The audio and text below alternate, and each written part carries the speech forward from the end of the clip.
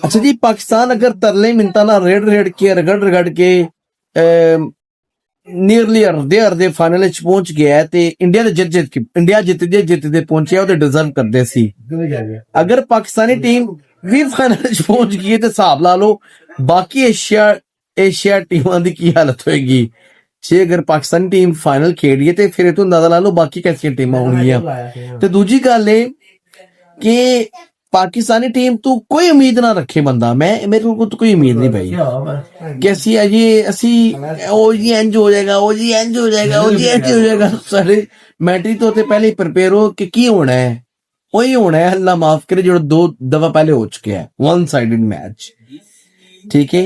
ते अजी कुछ साढ़े मासूम भाई जड़े ने ना वो पे सोचते ने क्या पाकिस्तान 2017 का फाइनल वो तारीख रिपीट कर सकेगा। पाकिस्तान पहले भी इंडिया से बड़ा हारा था, फाइनल जीत गया था। ये शॉर्ट आंसर है नो, उम्मीदा ना लाओ क्योंकि जज्बात एंज हो जाते ने। ज्यादा बेहतर है कि एक चुप ते 100 सुख, अपने आप ਨੂੰ ਮੈਂਟਲੀ ਪ੍ਰਿਪੇਅਰ ਰੱਖੋ। ਪਹਿਲੀ ਗੱਲ ਇਹ ਵੇਖੋ ਹੀ ਨਾ ਵੇਖੋਗੇ ਨਾ ਬਲੱਡ ਪ੍ਰੈਸ਼ਰ ਹਾਈ ਹੋਏਗਾ, ਨਾ ਸਦਮਾ ਹੋਏਗਾ, ਨਾ ਤੁਸੀਂ ਜਿਹੜਾ ਨਾ ਸੜੋਗੇ ਕੁੜੋਗੇ, ठीक है। हाँ खबर सुन लो बाद जे जित गया तो हाईलाइट्स वेख लियो, जे ना जितया तो अपने आप को तसली दोगे असि तो वेख्या ही नहीं सी। लिहाजा ए मेरा जेड़ा ना मशवरा है, बाकी तुसी अपने खुश रहो ते उम्मीद रखनी जित पे रखो।